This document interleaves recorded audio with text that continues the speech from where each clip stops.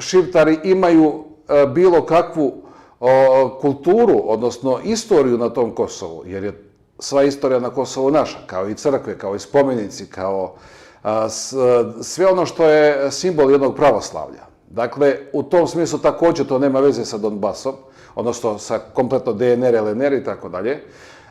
Dalje, DNR i LNR narod nije doseljavan odnekle. On je tu bio, tu je živeo i to je njegova zemlja.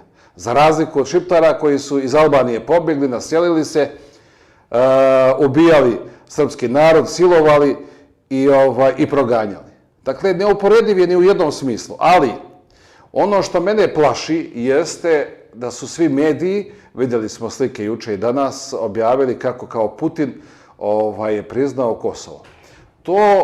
Mislim da je to jedna medijska kampanja i da je ona organizovana i od strane Zapada, zato što se očigledno nešto priprema. Priprema se javno za nešto ozbiljno.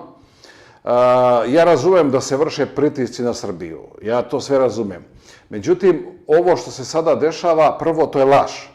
Znači, niti je Rusija priznala, niti će priznati, niti je Putin priznao, niti će priznati. To moramo da, ja smijem da garantujem, apsolutno da se to neće dogoditi. Prije ćemo mi priznati nego što će to Rusi. I ja se s tog aspekta i bojim, ako mi priznamo, a Rusi ne priznaju, na što će to da liči. I to je najverovatniji scenario.